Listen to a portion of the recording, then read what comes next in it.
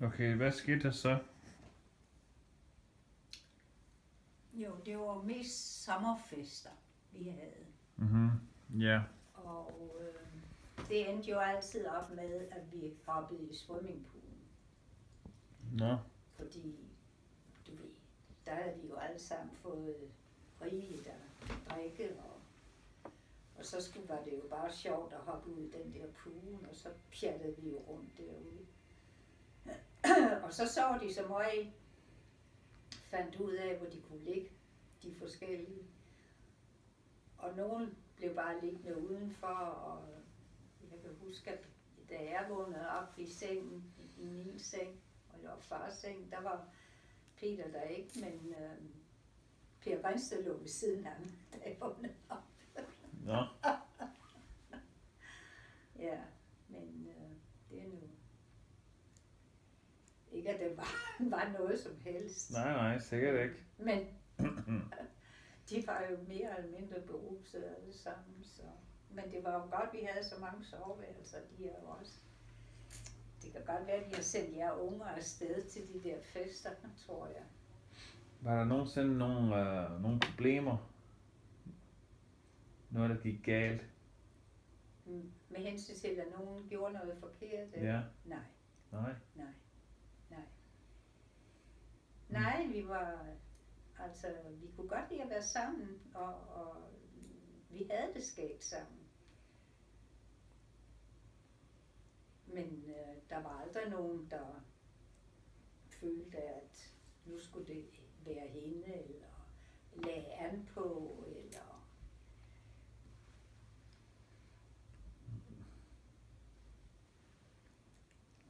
Jeg kan ikke huske, hvad han hed. Var det Svanholm? Han forsøgte at lægge lidt an på mig, men jeg fik ham stoppet i tide.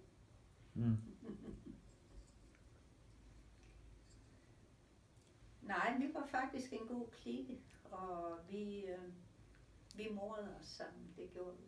Mhm. Hvorfor holdt I op med, hvorfor skulle vi ikke, hvornår begyndte I at snakke om ikke at bo på Fuglvillund mere?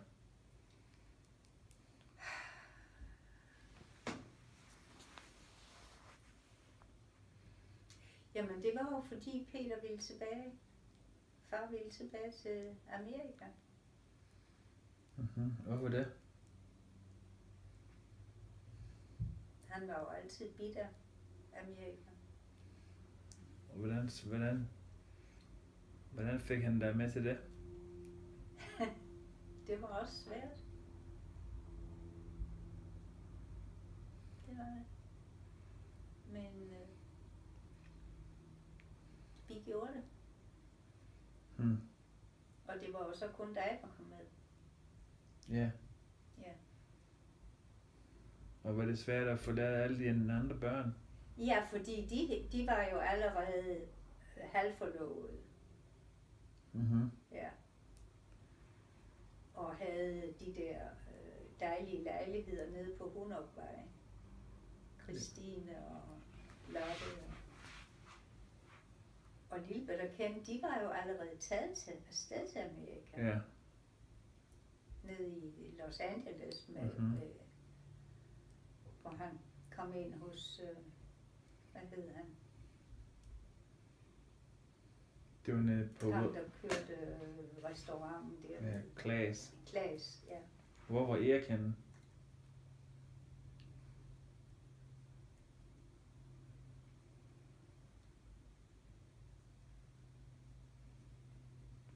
Det er godt. Han var sammen med Eva. Ja. Hvor boede de henne?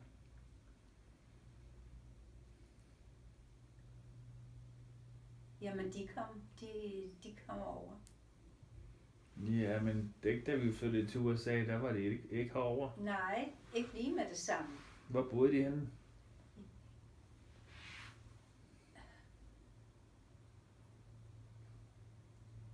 Det må du spørge ham om. Det kan jeg ikke huske.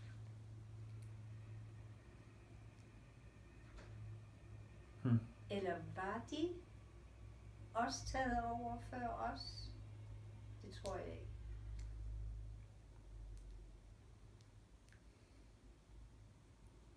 det var jo, da vi kom til den der lille by. Jeg tror, de var taget over før os. Mm. Ja. Okay. Og så var det, at far synes også, at det ville være sagen. Ja. Ja. Okay. Og så var det jo nemt på grund af, at jeg også havde et amerikansk pas. Og hvad skete der så, da vi flyttede til USA? Hvad kunne du lide det? Var det svært? Ja, altså jeg kendte det jo, fordi vi var jo blevet gifter, og Men det var Santa Cruz. ja, men nej, jeg kunne godt lide det. Jeg kunne godt lide det. Altså jeg kunne godt savne min familie og mine venner, men vi fik jo gode venner der i Santa Cruz også. Mhm. Så og far han var jo altid væk faktisk, han rejste jo meget. Ja. Så I var jo mine børn. Og så byggede I et hus. Ja, der byggede vi huset, ja. Ja. Op på toppen. Ja. Det var flot. Men det gik ikke så længe. Nej, jeg kan huske at ligge inde i sengen med et gevær ved siden af dig. Hmm. Kan du huske det? Nej. Nå. Det var fordi, du skulle beskytte mig. Nå. Men det var et gevær, der var tomt selvfølgelig. Ja, ja. Men du havde fundet ud af det. Og der lå du i sengen ved siden af mig, når far var ude at rejse, fordi du skulle beskytte mig. Mm. God søn. Ja. Ja. Det var godt, vi fik dig. Helt sikkert. Det mener jeg.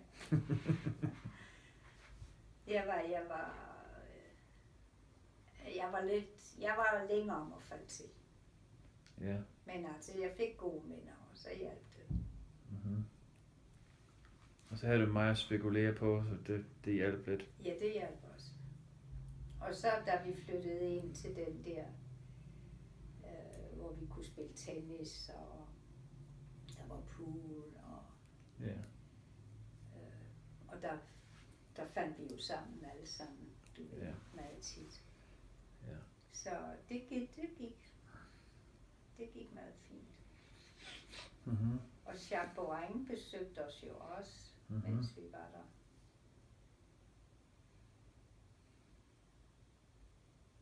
Ja. Og farmor og mami kom over. Ja. Ja. Men så endte jeg op i Paseo Hermoso. Ja. I 11-12 år. Ja, det skal nok passe. Ja. Det var også dejligt. Det var dejligt. Ja, det var det. Det var rigtig dejligt. Der kunne jeg godt være blevet boende. Ja. Ja. Men nu er jeg her. Nu er du her. Det er også okay her. Ja, det er det. Særligt når man er alene. Ja. Fordi der er så mange mennesker altid. Du ved, man er omgivet af. Ja. Så jeg har ingen grund til at beklage mig. Det har jeg bestemt Nej. ikke. Og er der noget, du vil lave om med dit liv, hvis du havde chancen for at lave det om? Er der noget, du er ked af, der skete, som ikke?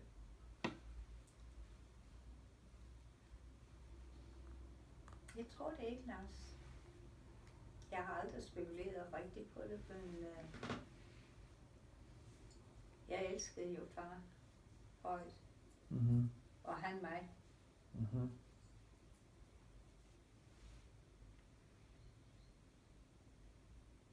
Ja.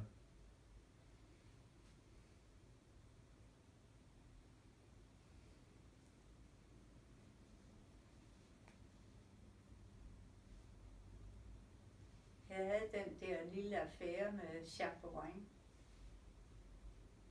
Har jeg fortalt dig det? Det tror jeg, ja. Men det var nærmest far, der kastede mig lidt ud i det. Nå.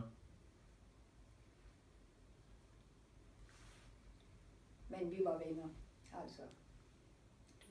Det gik over, men vi var så bare venner. Mm-hmm. Og François der opdagede jo heller ikke noget. Så, og vi fortsatte med at blive venner i lang tid. Jeg ved ikke, jeg tror han er død og borte nu, men jeg tror hun lever stadigvæk.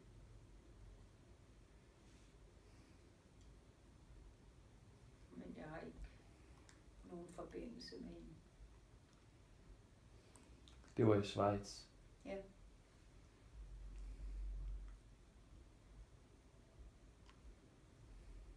Mm-hmm.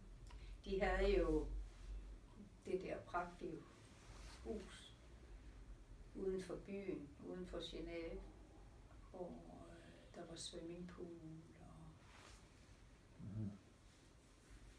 den fik ikke for lidt. Og der var nogle meget søde mennesker også, som altid var med til fester. Og det var sådan lidt højt på strå, alt det der. Mm-hmm. Det var meget festligt. Mm-hmm.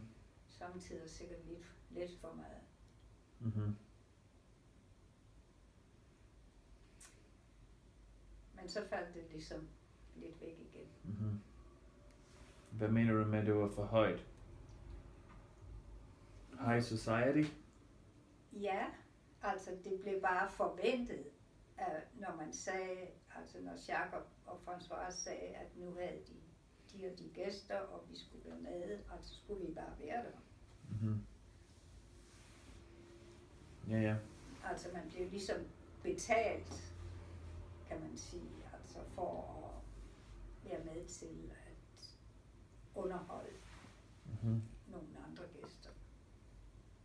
Mm-hmm.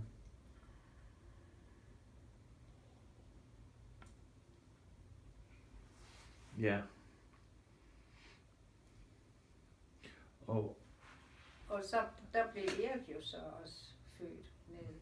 Mm-hmm. Mm-hmm. Og det betalte Jacques og François, fordi det var på sådan en meget lækker klinik. Ja. Så han er sandelig kommet til værs på en fin måde. Mm-hmm. Hvad var det, der skete nede i Schweiz med far? Der var et eller andet noget om, at der var en accident med en, som kørte en cykel. Ja. Ja, det husker jeg tydeligt. Hvad var det?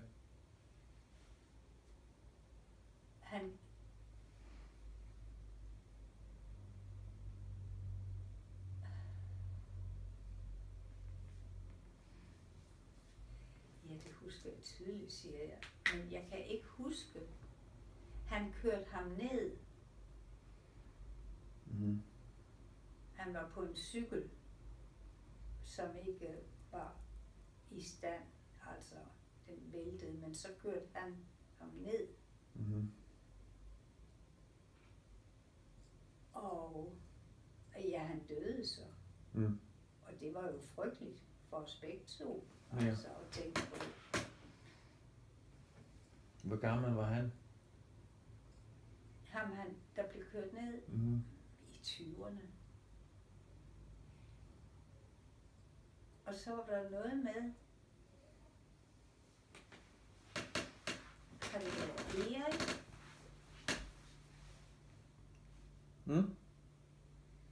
Eller var det far? Jeg ved ikke, altså, der var en eller anden